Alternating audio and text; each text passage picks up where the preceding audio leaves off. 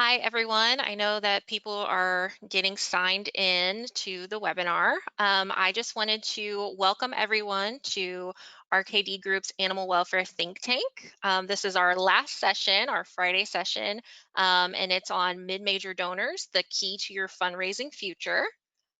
While everyone is still getting logged in, we'll go through a little bit of housekeeping. We want you to leave any comments or questions during the session. So if you think of a good question while we're going through this, feel free to go into your menu and enter your question in the box and submit it, and we will take a pause and try to answer all the questions that come through. So I have a really great speaker for you all today for today's webinar, and I am going to let her go ahead and introduce herself. Hi, everybody. My name is Carla Baldelli, and it's so nice to be with you this afternoon, and thanks to all of you for spending your Friday afternoon with us. So I've been in nonprofit fundraising for 20 years. So as you can imagine, I've worn every hat, but primarily I've rested my career in the area of mid and major donors. And just to give a highlight on the organizations that I've served, I've spent most of my time in healthcare, but I'm so excited to have the opportunity to work with other specialties, especially animal welfare, as I've come to RKD. But I served for many years with the Komen Foundation at their national office as their national vice president of major gifts. I was with the American Heart Association for close to 10 years. And as you all know, in a 10-year period, you're going to have done most everything there. But all of my time there was, in fact, around middle donors and major donors, and then how to work with them beginning in an event space if they were coming to a gala or to a walk. How did we identify those donors and move them up to their desired capacity?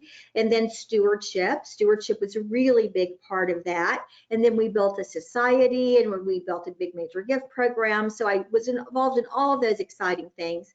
And in the past 5 years, I was with JDRF, formerly known as the Juvenile Diabetes Research Foundation, where I was the Associate Vice President of Donor Experience. And what that means is all of our fundraising products, be major gifts, middle donors, event donors, major donor events, all those types of things rolled up to me because we were trying to look at things from a real relational perspective. And so I've been working with individual donors for a long time, and I have to tell you, I just absolutely love it. I think they're great people. Lastly, I want to mention I was served with the Salvation Army for a brief period of time here in the Dallas-Fort Worth area. And the reason I want to mention that is we really activated volunteers in that particular organization, and we were having great success in the middle major donor area, primarily because of the volunteer activation. So we're going to talk about that today. So what are we here to talk about today? Well, the current situation is, it's something none of us have ever seen before. So to say that anybody on the call is an expert or has best practices around how to fundraise in a pandemic, I think would be a bit of a stretch. But what we're seeing is that the best practices that have always held true still are holding true. It is more the spirit of which that we deliver the best practices rather than the fact that we're delivering the best practices that seem to be driving success. So we all know that millions of dollars have been lost in fundraising revenue because of event cancellations, and it's really just devastated our industry, and everyone is pivoting and trying to figure out what to do because events serve so many purposes, obviously raising funds, but they're also a wonderful place for volunteers to activate and to engage those larger donors. And so middle and major donors, which is what we're going to talk about today, are critical to your organization's success. So I'm just going to call them major donors because in my mind, a middle donor and a major donor are basically the same thing. Because your middle donor is someone else's major donor, someone else's major donor is your middle donor. Most major donors are middle donors first, and most major donors are middle donors after they've made their gift, right? So that's a long way around to say they kind of blend together. And so I think the important thing to remember that we're going to talk about today is not about how we're want to look at them, but how they see themselves in the midst of your mission. That's really the difference, the X factor in having a very successful major giving program that has that pipeline coming up from the middle, is how they see themselves really achieving their hopes and dreams and desires and their philanthropy by impacting your mission in your animal welfare organization. And so always talk to them about that. So it's the point of view that's important. So here are some challenges that we're going to talk about today. We're going to talk about how do we optimize the middle and major donor experiences with little resources, right? We all know whether you're large or small, resources are always the issue. And then identifying who these people are, knowing who to talk to, when to talk to them, and what to talk to them about, and the confidence to pick up the phone and call them. I'm going to talk a lot about picking up the phone. I think all of us like to hide behind email sometimes or hide behind a mailing, but if we really want to engage and see the momentum begin to really swell, that personal human-to-human contact is going to be important. And then how do we replace that valuable face-to-face time due to the cancellation of events? Because many of us, we only see our middle and major donors when we are at an event. So how do we begin to think of differently about what that engagement looks like to really get that connection? So today's topics are getting involved in a major donor approach, time management and tracking, and virtually connecting with donors. And so that's going to be where we're going to land today. Y'all were so fantastic at filling out the survey, and what you've told us has been really important. But some of you asked some questions that we may not cover today, and I just want to acknowledge that right up front, because when we looked at the baseline of where everyone was and how to develop this time together, that some things might not be there, but that doesn't mean that we don't want to talk about them. So you're welcome to reach out to any of us, and we'll be happy to have a deeper conversation if what you were particularly interested in doesn't get covered in a very deep way this afternoon. So what did you tell us? So we asked some questions strategically so that we could get to know who you are, because there's a variety of you on the call, and you all have different experiences and different ecosystems within your organization. And I just wanted to make sure we were talking about the right things and we could level set just a little bit.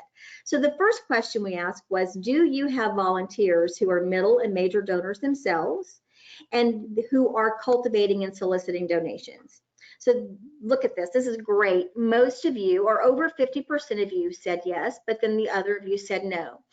The reason I asked the question in that way about middle major donors who were volunteering and helping you solicit is because that's a best practice. You don't want a volunteer soliciting a gift who's never given a gift at that particular level that you're asking for, because there's just not a lot of credibility in me asking for someone for $1 million when I actually have never given $1 million and will never be able to give $1 million, more than likely philanthropically.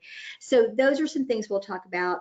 And then but many of you, over 50% of you, have said that you do have volunteers that you could activate if they're not already activated.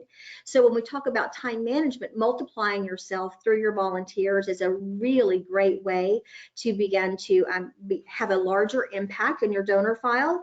And some of you are already activating those volunteers that are soliciting donations for you. So I hope you're seeing great success there. Well, then we ask, what are the levels at which you consider mid, and what is the level at which you consider major? And so we put some bands out there just to be able to have, a baseline. And it looks like most of you are, for our conversation today, there's no right or wrong here. So I just want to make sure that we're clear on that. There's no right or wrong as to what you consider middle and what you consider major, because what's right is what's right for your organization and how your donors are behaving and coming in to your organization, and what your capacity is to steward and cultivate them to larger gifts. So if you have 10,000 people and one staff person, maybe 10,000 is not your number. Caitlin, hey. Hi. So we have a question from the audience. It says, we don't have time to train volunteers. Should we give them a script to read? Okay, so that's a really great question. And so I'll just answer it now before we get further on in. Scripts are a great thing because it tells people what you want them to talk about, and it outlines and frames that conversation. But when we're talking the major donor population in your file, there's a really high return on investment on these people. So I would say that you probably still want to train your volunteers so that they can really represent your mission in the very best possible way and gain their confidence in asking other people to invest in your mission. A script is great. That would be part of the tool set that we would give them. But again, that training and that coaching is going to be critical, because this is where you're going to have the return on investment in your business. So I would say invest in it. Take the time, make the time. Thanks, Caitlin. Anything else? Not right now. Okay, great. Thanks. Thanks. So then the next question, so back to where I was. So $500 to $5,000 is sort of the level that everybody's working with. And then we ask the question about where you consider major donors. And the majority of you said that at $1,000 that you consider that a major donor. And remember, there's no right or wrong here. I just wanted to, for the context of our conversation, set the level. So then we ask a question about time, because time is our most limited resource. And it's very important to know how and when we're spending our time, because I often find that the biggest barrier on really upgrading donors has to do with the amount of time that we as a staff team are in fact spending with those individuals, or helping our volunteers spend with those individuals. So many of you say that you spend less than 25% of your week in this area, and that's fine. If that's how you need, if that's how your organization's priorities and your job responsibilities lay out, then we need to work with that 25% in the highest impact way that we possibly can. But I might ask you to evaluate in that 25%, and I mean the 75%, are all those things really high ROI activities that you're doing? Because you may be managing an annual fund, you may be managing events, so also other fundraising initiatives, or are you doing some administrative work that perhaps could be managed a little bit differently? Or you could ask the question, is this really how I need to be spending my time today?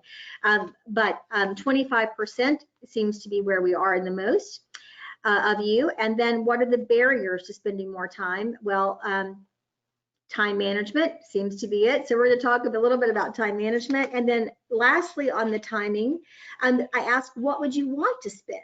And most of you have said you'd like to spend 25 to 50% of your time with your middle and your major donors. And what that tells me is that you have other responsibilities that are really important.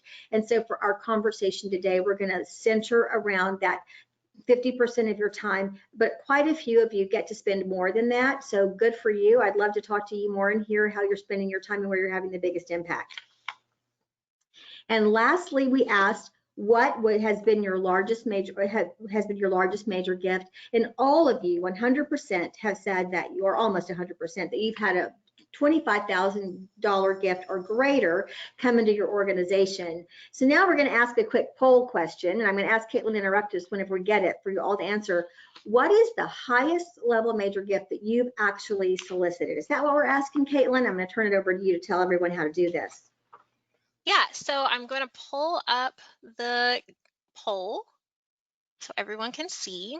And we'll give everyone about a minute to get their answers in, and then we'll share the results with everyone. The reason we're asking this question is because for our conversation, we're talking about these high-level donors, and many of them are just so generous that they give to you just in a very inspired way on their own. But it's really important for us to know what we're comfortable with in asking, because you might have donors in your file who have the capacity to give really large gifts. And so are we comfortable in asking them?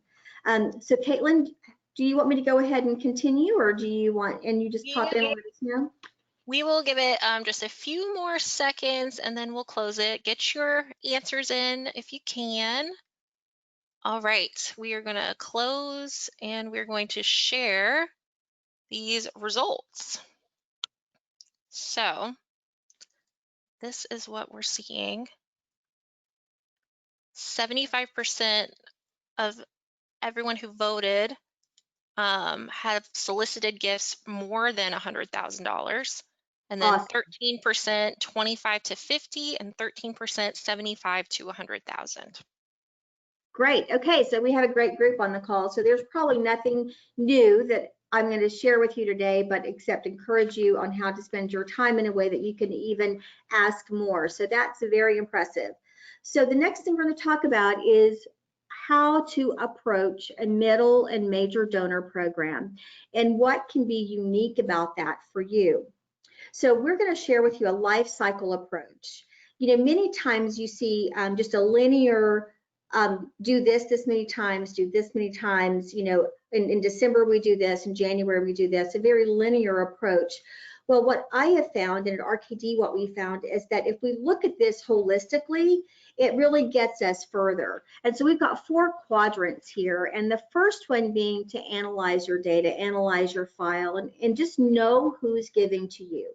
So in this analyze section, we really like to talk about modeling and reporting. So we want to identify who the potential prospects that you have are. So again, this is a circle, right? So you've got people coming in all the time who are currently behaving in a way that they're giving your organization $500 to $5,000. So they're either a mid or they're major. And then we're either moving them up or we're moving them out. But we also have people that we don't know about yet who aren't currently behaving in this way, who have potential to perhaps do more. And maybe they just don't know how to do more because we haven't approached them properly yet. So in this analyze section, that's what we're doing, is we're really looking at the data and we're looking at behavior and we're making informed decisions on, are we going to put a very strategic moves management plan in place around a certain donor, or are we going to leave them in a certain stream? So what I mean by that is, are we going to have a very high touch program for them, or are we going to have a higher touch automated program? And that's when we get to that time management piece. So how are we spending our time with them? And then the next quadrant is the solicitation. So this is where volunteers come in a very big way. We know that it's important for the right person to ask the right person within the right channel for the right amount, motivated by the right type of gift. And so the data that we've just looked at as we've analyzed is also going to tell us who the connections are, what type of gifts should we be asking for, who the right volunteers might be, and where their interests are. So do you have different giving opportunities in your organization? So how do we make sure that we go forward with that? So this is the ask session, that solicitation where you're really planning out how we're going to ask, what we're going to ask, and who's going to do the asking. And is it going to be by mail? Is it going to be in a proposal? Is it going to be face-to-face? And what is the pre-planning for that? So what do we need to do to cultivate to that gift? And then what do we need to do coming out? So once we get to the gift, so we're going to assume we asked for $50,000 and that they said yes. So you had the right volunteer that was properly trained, that was giving at a very similar level, or, you know, in that neighborhood. So there was a lot of credibility there, someone that the potential donor respected an awful lot. And we prepared that volunteer with the right information around the type of funding that would be needed to accomplish certain impact. And that ask is made and it's successful, and it's, let's say, a $50,000 gift. Or let's say it's a new donor coming in that gave you a $1,000 gift. So either way, now our behavior and our approach and our response to them looks a little different. So at the point of a gift, then we need to acknowledge that gift. So for a new donor, we would want a welcome series to make sure that they know what they gave to, that they're appreciated, they're a part of the family, and that they can really touch and feel and see that impact and all the hard work that you do. And then for this major donor that just gave the $50,000 gift, we need a very strategic acknowledgement program to make sure that they're getting thanked in a proper way. So is the CEO on the phone calling and saying thank you to that donor? Was the CEO part of the solicitation team? So if that's the case, then who's the right next person? So this is really a planning opportunity for us to be able to acknowledge the gift appropriately. But let's just say we're talking about a $750 donor, and let's say that's your middle donor program. We want to be able to see that that gift came in. Maybe we didn't intentionally solicit it, but it's someone who's been really moved by something they've seen in the media or something they've seen in the PR about your organization, and they love the work that you're doing, and they're so inspired, and they just write you a $750 check and it comes in through the mail. What do we do with them now? Well, at that point, we want to make sure that we're identifying these people so we can pick up the phone and place a personal phone call to thank them. And that can be a staff person. I highly recommend a staff person in this particular case. And the thought process that focus groups have told us is that the team, the organization itself is what is actually spending their dollars. And so they are the ones who can ensure that what they hope is going to happen with those dollars actually happens. You can certainly bring a volunteer in to engage that relationship further, but a staff call or someone who's representing, professionally the organization to make that thank you call is really a great thing. So that's a thank you call, and then a thank you note. A handwritten thank you note still is absolutely a best practice all the way around with a stamp. So I always like a phone call, and you're going to leave a message probably. You're probably going to get their voicemail, and then a handwritten thank you note, and then there's going to be an acknowledgement letter, of course, that goes out. So there's 3 pieces there. And then if it's a new donor, a welcome series. And then if it's a large donor that you've made a solicitation from, we need to put a real stewardship plan in place for them. And that's when we go to nurture, our 4th step in our holistic approach. So this is really the cultivation stewardship phase, because cultivation and stewardship are different, but they are a lot of times very similar tactics, but the intention might be a little different because they've just given a gift, it's stewardship. But if you're going to a gift, it's cultivation, right? And so that's how we need to look at that. So prioritizing the relationship building in this section is what we want to do, and maintain regular communications and implement high-end touch points. And we want to track all of that. In the many years that I have been doing this, it's so, I always think I'm going to remember, but I never do. Caitlin, there you are. Hi. So we have another question. So this question says, how often should we communicate with mid-major donors, and in what channels? So I think you communicate with them in all channels. That's a really great question. I think it is confusing.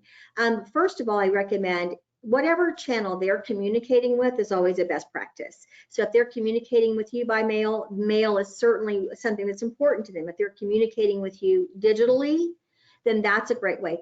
But what people forget is that sometimes they communicate with you through social media. So about 2 years ago, in one of my my local offices, we had a situation where they were paying close attention to their Facebook page. And so every time someone liked their Facebook page, they would go in and welcome them. They would just say, welcome to our Facebook page. We're so happy to meet you. And then they found out that in this particular case, this particular gentleman was the CEO of a car dealership in their community that really was very philanthropic. And so then they immediately started calling him. They immediately started sending him letters, and they immediately started emailing him. But he never, ever, ever responded, ever. And finally, I suggested to them, well, why don't you reach back out to him through Facebook? I mean, that's how he reached out to us to begin with, talk to him through Facebook. And so that's what they did. And ultimately, that gentleman became the chair of the walk in that particular community and a major donor. So you see, it really is about the channel that they choose. So I like to talk to them in all channels, but always start with the ones that's yours. And then the second part of your question was how often? So that's always the key question. You want to thank someone as many times as possible. So if someone's made a big gift, we want to, so this is not counting your thank yous, but we definitely want to talk to them at the point of a gift. So when they make a gift, we want to be very timely about that. And then I would recommend talking to your donors that are giving to you significantly at least once a quarter. So 4 times a year, and then at the point of the gift. Great. All right, I don't have anything else right now. Okay. So now what I just said may sound like a lot. So let's go to the next slide, because what we really want is to keep this simple, right?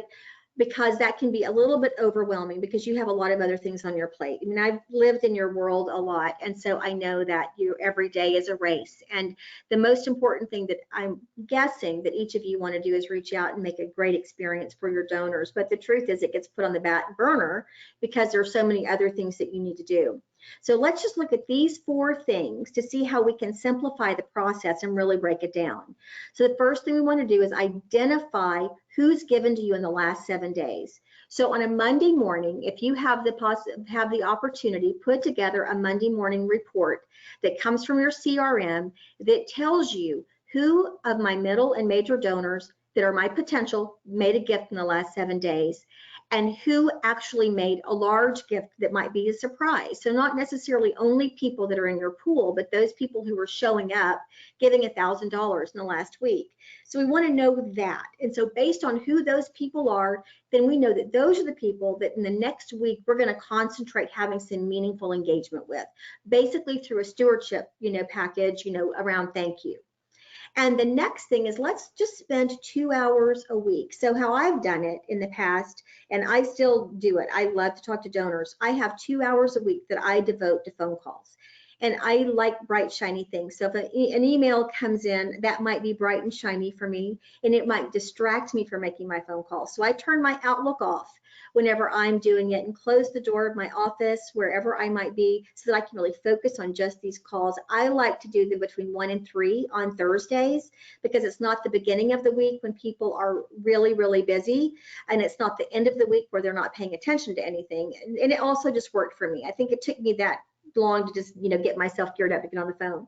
So from 1 to 3 on Thursdays was my 2 hours, and then I would take the list that came over on Monday. So I've been looking at it all week, right? And maybe there are 12 donors. There's never as many donors on there as you actually think, unless you're close to an event cycle, and then you're going to have more volume. But I would spend that time calling, and then all of my team, all of the staff that were also in the phone calling category of their donor management, they would have their 2 hours too. And their 2 hours might not be my 2 hours, but I had to really protect it.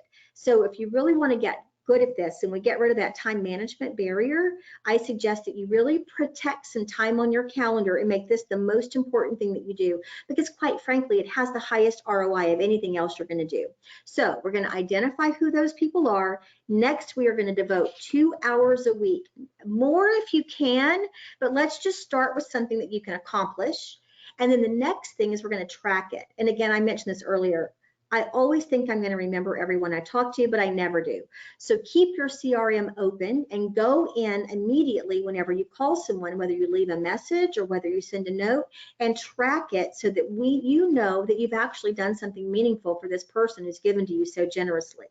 And then lastly, activate your board members and volunteers. So after you and your team make these first initial very meaningful touches of the thank you call, acknowledging that gift in a timely manner, and a thank you note, then as appropriate, if you have board members or volunteers that would be really good at this and desire to talk to donors in this way, then have a meeting with them and maybe put them into the midst of that relationship as well, because engagement is going to come through those volunteers. People like hearing from other people who are volunteering, so I highly recommend that. And then you can multiply yourself. So if you only have 50% of your time or 25% of your time, if you do the once a quarter and the 2 hours per week and talk to people when they give, and then you allow your volunteers to also activate with you, you can multiply yourself and really begin to see some great results. So taking the first step, that is the next thing. I like to use a dashboard to identify those current and major donor prospects. It keeps me really focused. Hey, Caitlin. Speaking of being focused, I'm interrupting with a question. So this is referring back to the last slide. It says, if those donors on the list gave online, would you acknowledge the gift by email, or would you still attempt a phone call? I would always attempt a phone call first. And I would actually send a handwritten thank you note, and if they gave online, then I would send an email as well. And the reason is, if they're giving to you online, they like immediacy. And so then you can immediately let them know that you saw that gift. And I like my stuff to sound really organic. So I might say, dear Caitlin, it just made my day to see your gift came through. I just had to immediately jump online and say thank you, because I wanted you to know how important you are. Just leave it right there, keep it simple, make it authentic so that they've got that immediate feedback that they know. But I still would place a phone call that sounded probably very serious, similar to that, and say, hi, Caitlin, it's Carla Baldelli with, ABC. Humane Society, and I just wanted to call and introduce myself. And sincerely, I hope you got my email, because I really would love to talk to you in person and let you know how it just made me smile, right? So that's probably a voicemail. That is not probably what you would say if you were talking to them in person, but usually we get voicemails. But people check them, and they know that you called. And then the beauty of the handwritten note is that people keep them. So then when you send the handwritten note later, so you send the email immediately, but then a week or so later, or a few days later, they get the handwritten note, that they get reminded again, oh yeah, I made that gift. And it's really important to them, and they feel great about it. And what I have found, and those of you, I know that you have this experience too, because you all are asking for large major gifts. When you go visit a donor, I've always had them come out with their folders and put it on the table, and they open it up, and every note and every correspondence is right there in that package. So it's nice to see those notes in there. So I would do all three of those things if you really want to build good habits in a sustainable major gift program. Great. Okay, back to taking the first step. So dashboards. I think dashboards are a great thing. We all have that list that comes out on Monday morning, the $100 list, or you have your daily gift log. Those are great to use. I have never found them, though, to be super successful, because they're sometimes a little overwhelming, or we just get used to seeing them, so we don't execute. So the key, if you take nothing away today except for this, take this away. The key to a successful major gift program or mid-level giving program is execution. Thinking about what you might want to do in the future, or thinking about that you should do it, is not execution, and so it's not going to build your program. So that's why I like a list that's very, very specific. These are your 10 people. And so all week long, you've got to call those 10 people. So that's why I like dashboards that are very specific to this. But if you can use those larger lists and they're really effective for you and you're executing off of them, then that's fantastic. Don't spend the time to create something new. But I've just never found in my career that they worked as well for me as something that I had to be really accountable to. So that's what I call the weekly hot list. And then I track those engagements. So at the end of the month, I run a report and go back and see, who did I talk to, who did I not talk to? And we always tell ourselves stories. So actually, we have a client, a terrific, it's a small nonprofit in Oklahoma, and they had this idea that they were talking to all of their significant donors. They were just sure of it.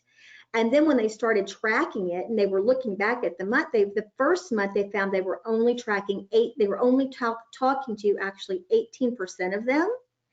And then so they really challenged themselves. So the next month they were sure they got 100%, but they didn't. They only got to 40%. So now they are tracking at about 80%, and they're really seeing an increase in their revenue and their upgrades and retention.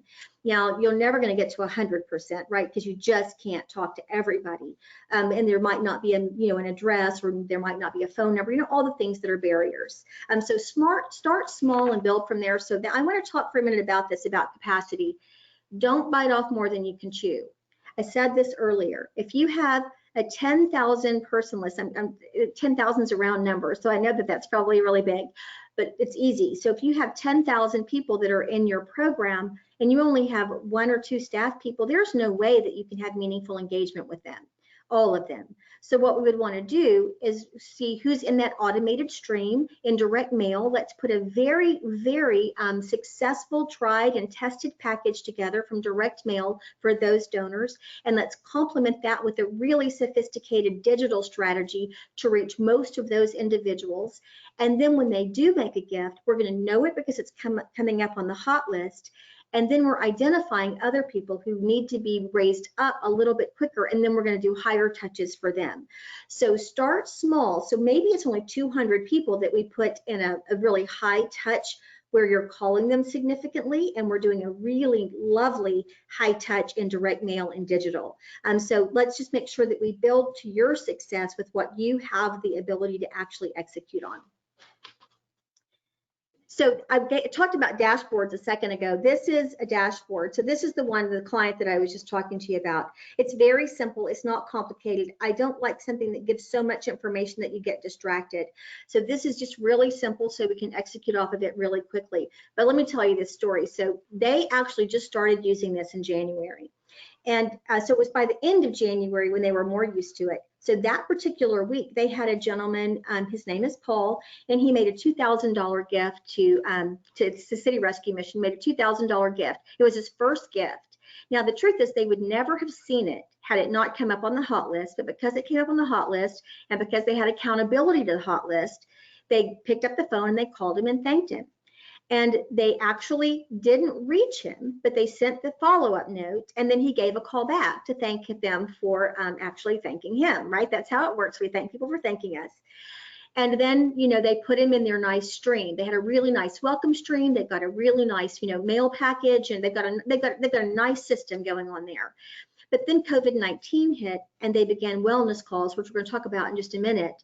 And he received one of those wellness calls just to check in to see how he and his wife were doing.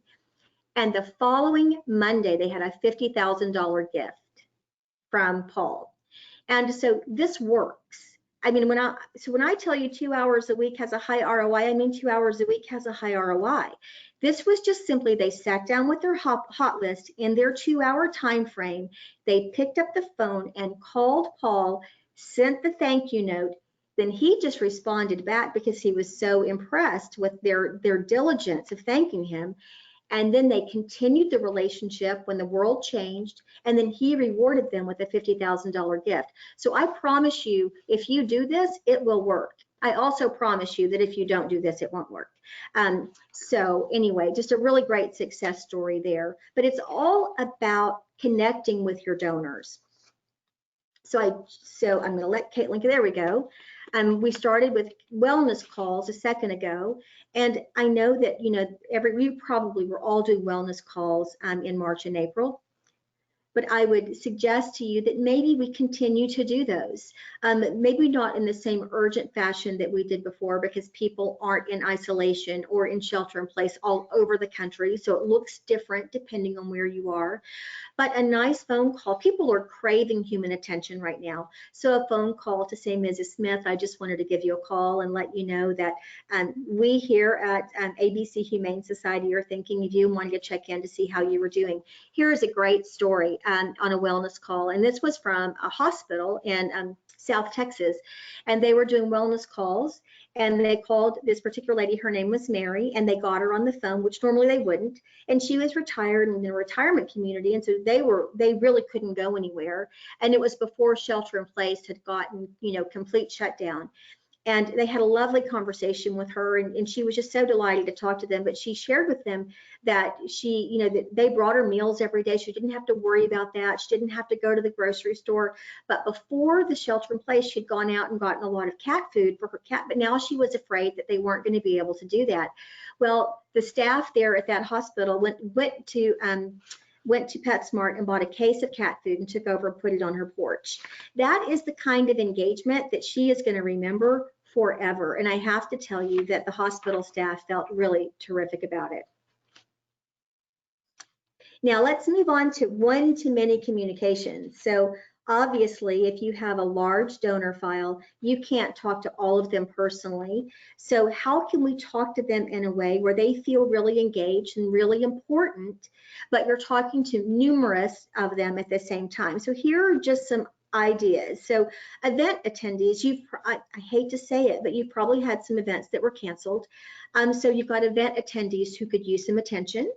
You've got your mid and your major donors, and you have other supporters, and then you have your sponsors. So what we want to do is we want to share with them how important they are to the mission, and share with them how relevant you're being in this time in the world, that we're all just doing the best that we can every day. And you all have such an important mission. You have such wonderful beneficiaries of the good work that you do. And so it really is something that I think your donors and your sponsors and your supporters would love to hear about. So put together a broadcast message, right? It doesn't take a lot of time, and it's something that is automated. It can go out on your behalf, and it could be from your CEO, or it could be from a veterinarian, or it could be from a wonderful volunteer that's been helping the organization, that actually gives a 30-second little update. I just wanted to let you know that all these great things that are happening here, and let you know that your work is being accomplished even in times like these. Or you could have a conference call and do a town hall kind of thing with your CEO or some luminaries in the animal welfare space about what's happening that people would have great interest in, live chat, Zoom calls, all the things that you already know. But I'm just reminding you of them because they work and they're not necessarily that labor intensive to put together. So engagement. So engagement covers a lot of things, right? And engagement's where it all happens. So for on the long term, so immediately we want gifts. Revenue is king, right? Cash is king, and that's where we focus. But if we can then begin to engage people in the mission, particularly these higher level, more significant donors, the engagement goes for a long time. And so therefore we have a longer lifespan with them, and there's a higher ROI on that. So cultivation and stewardship are really important. And I would imagine that you already have some really great things going on in cultivation and stewardship. But I want to encourage you to be very, very intentional about it. So everything that you send out from a stewardship perspective doesn't have to have an ask. Sometimes people don't feel like they've been thanked because they were asked at the same time. And it doesn't even have to be an ask for a gift. It could be another conversation. So for instance, at JDRF, where I just came from a year or so ago, we had one of our major donors, and she was on the board as well, and she gave very significant gifts every few years. I mean, like, several, 6 and 7 zeros on the back of that. So we were very, of course, we were very, very, attentive to her. So when she made a gift, we wanted to make sure we responded appropriately. Well, in one particular case, we thanked her 7 times within a week. So the local executive director called her, the CEO nationally called her, the chairman of the board nationally called her, and then the chief development officer flew to that part of the country to go to an event with her. And then of course we sent the acknowledgement letters and all those other things. But then I get this email from her saying, I don't understand why I've not been thanked. And of course we were tracking it, so I knew. So that's another reason to track, because you've got to go in and know if what you're doing is working. And so I went in to see what we had done. And so I realized that all those things had happened, right, that I just mentioned. But I did some research. So I started talking to everyone. And so when I talked to the executive director, she said, oh, yes, I called her to say thank you. I said, well, what else happened on the call? Well, while she was on the phone, she said, oh, by the way, while I'm talking to you, I wanted to ask you about this. The same thing happened when the national CEO called her. Oh, Michelle, I wanted to thank you so much for your gift. It's just so transformational for the organization. And oh, by the way, while you're on the phone, I wanted to ask you what you thought about this. Same thing with the chairman of the board. In every case, because they wanted to respect her time. It's that story we tell ourselves. They wanted to respect her time. I've got you on the phone. We need to talk about this. Let me ask these things. Well, what ended up happening is she forgot about the thank you and only remembered what they talked about later. So when I say cultivation stewardship that's intentional, that's what I mean. Be very intentional about your stewardship and be very intentional about cultivation to let people know how important they are, because they will think that you just want something from them if we're not careful. And that deepens those relationships. And for your events, we're going to have events again one day. We're going to have virtual events, or you're going to have cancellations. But all of those things, you need a post-event strategy that's very strategic around stewardship and extends the experience. If you go to something on a Saturday night, let's pretend we're in a world where we could, and you had a really great time, on Sunday, you're talking about it. And how great if someone calls to thank you on that Sunday for whatever your generosity was that night before. That really makes you feel great about it. And then on Tuesday, you get that thank you note. And then on Monday, you got that video of this is the impact.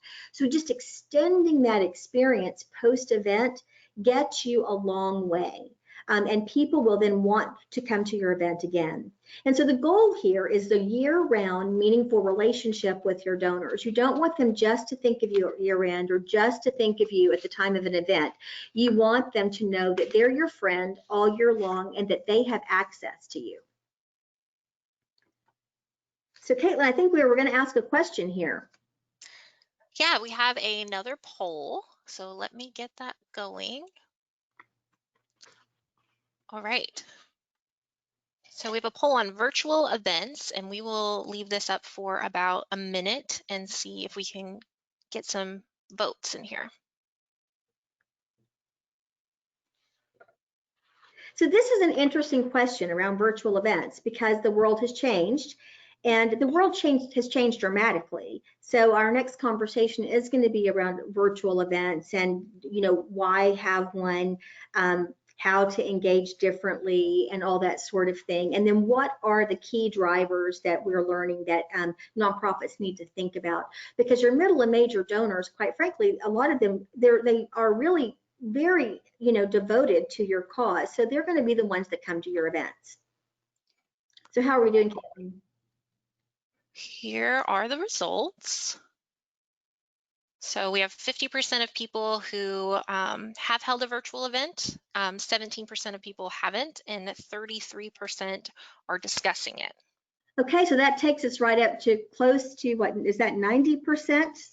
So most everybody that we're talking to today is having a conversation around virtual events. So why would you implement a virtual event? So here are just some of the things that we've learned. And I'll tell you, when we first started having this conversation at RKD, it was about what was happening, and in the country. And of course, it was, it wasn't as bad as it is now.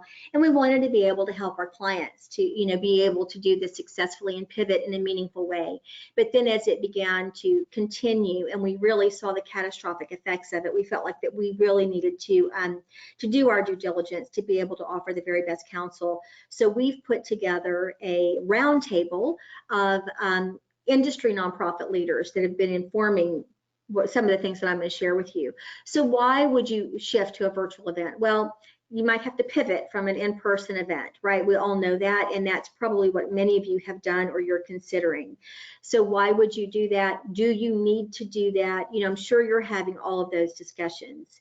Also, it is something that, though the times have changed, we are in the year 2020, to engage in a new and unique way. This might be a product that just needs to be in your portfolio all the time, so that we always have, just diversified ways to raise money and then to raise urgent funds. I mean, even if you didn't have an event that had been planned, it's quite possible that you might need emergency funds, and you can certainly spin up a virtual event fairly quickly at very low cost.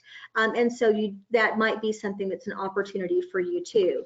But when you're doing that, what are the things that we've learned from the nonprofit leaders across the country, from the very, very big event organizations where most, like American Cancer or American Heart, where most of their dollars are coming in through their event product lines. So we have a lot of them that we've been really polling and getting their information from. So we feel very confident that we've got good information.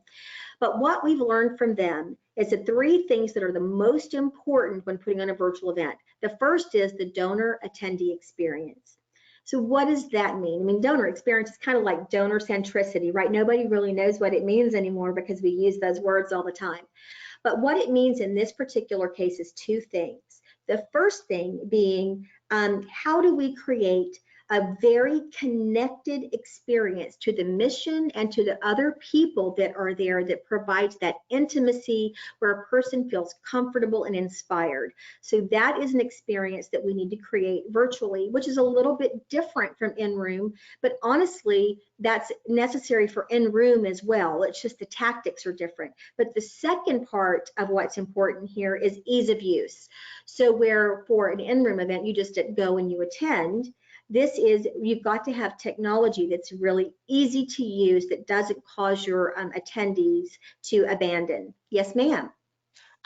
So this question, and I think it goes along with what you're talking about, are there any particular virtual event vendors you recommend? And I think they're talking different platforms.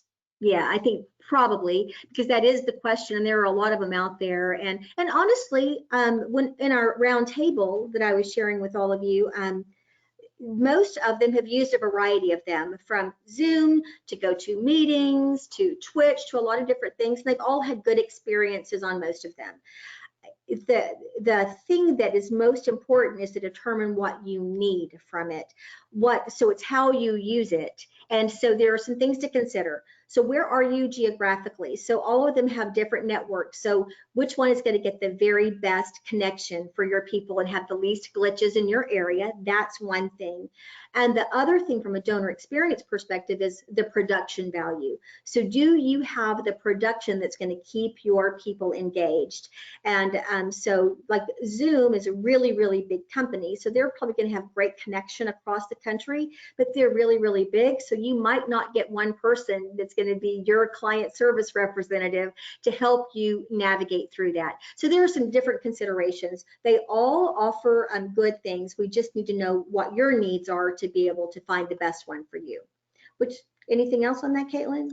Nope, that's the only question we have right now. Thanks, Carla. All right, so technology is the second thing. So the first thing was the donor and the attendee experience, because you actually don't just have to have virtual events for fundraising. Virtual events can be anything. You might be having a major gift opportunity. You might be having a board meeting. I mean, there are a lot of reasons to have a virtual event model that you can use for a variety of reasons that would really help you. So technology is the next question.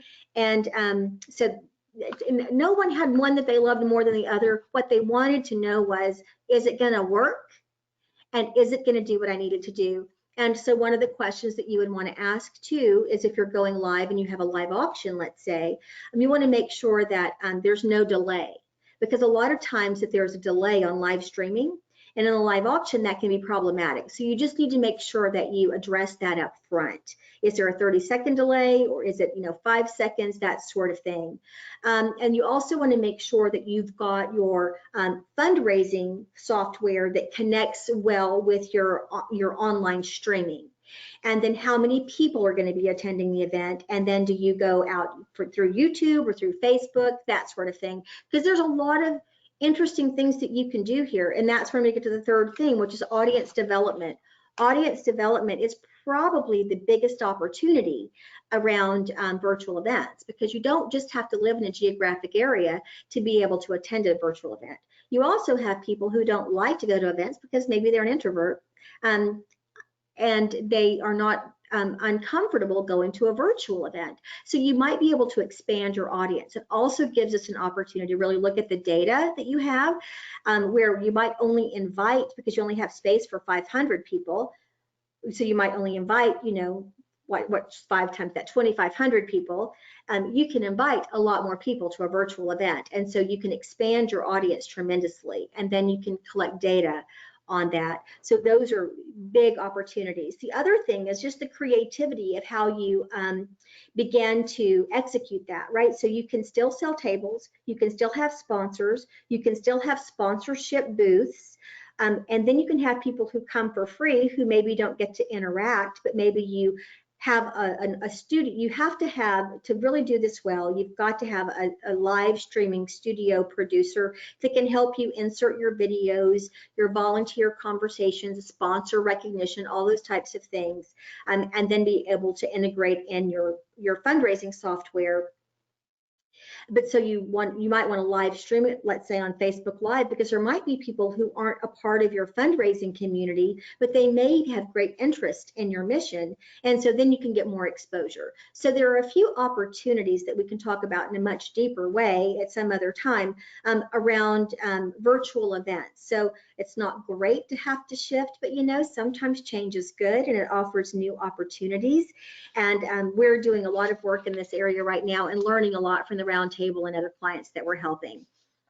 So it's kind of exciting. It's the new, it's from the future, and I think it's going to be around for a while. Hopefully we'll get back to normal and be able to do things we've done before, but hopefully we've got some new things in our toolkit that we can take out to our donors and to our communities as well. So takeaways from today. I think I've just shared a lot of information with you, and I know it's been at a really high level. We can take any one of these topics and go really, really deep and really unpack it and talk to you and learn about what you need and what it needs to look like for you. So I'm hoping that today we've basically prompted some additional conversations and prompted you to maybe think a little bit differently, and maybe inspired you to take that 2 hours a week to make those phone calls and just to begin to get out of the door. You know, sometimes it's not what you do that's so important, but that you do it that gets you there. So that's what I'm hoping that you're going to take away. So my first point here is keep it simple. Execute and keep it simple. And that's where you're going to find some really good wins. And if you're consistent at that over a period of time, you're going to have a really good program. Focus on being human. Human to human interaction is really important. And people really appreciate the fact when you connect with them on a very human level. And that's why when I was giving you some examples of what my conversations sound like, I hope that you took away that they're authentic and that they're real and they're not stale and dry and cold. Because we tend to do that. We tend to want to write to someone like we're writing to a million people, but really when someone receives your correspondence, they're doing it all by themselves. If you send me an email, no one else is around when I'm reading the email. I think it's from you to me. And so that's how I'm going to respond to it. So don't write it like I'm writing to a million people so I know I'm one of many. Talk to me like I'm just the only one in the room, and that's going to make me feel really great, and you're going to have a better relationship for it. But all things come down to this. Keep fundraising. Keep on keeping on. Be bold and build relationships because your mission is important and people want to support you and people want to be a part of the solution, not a part of the problem. And if we don't give them the opportunity to do that, then we're not doing our job. Our job is to offer people the opportunity to change the world for the things that they love. Thank you so much, Carla, for taking the time out of your day, and thanks to all of our attendees for taking time to join us. This was really fun and interactive. I've really enjoyed it. And thank you to everyone who's joined us for, one session, 2 sessions, 3 sessions, all of the sessions. We've really enjoyed hosting the think tank this week for the animal welfare folks. If you missed a session, if you want to go back and clue in on a part of a session that you saw, we have uploaded the videos to the link below. And this session will be uploaded right after this. So go to this link, rkdgroup.com/AW think tank, and you can view the past sessions if you possibly missed them. There will be a survey that pops up immediately afterwards. And if you take a moment to fill out the survey, if you haven't already, we would love to have your feedback on this session. And also we would like your address so that we can send you a special thank you gift. Thank you all. Bye. Bye.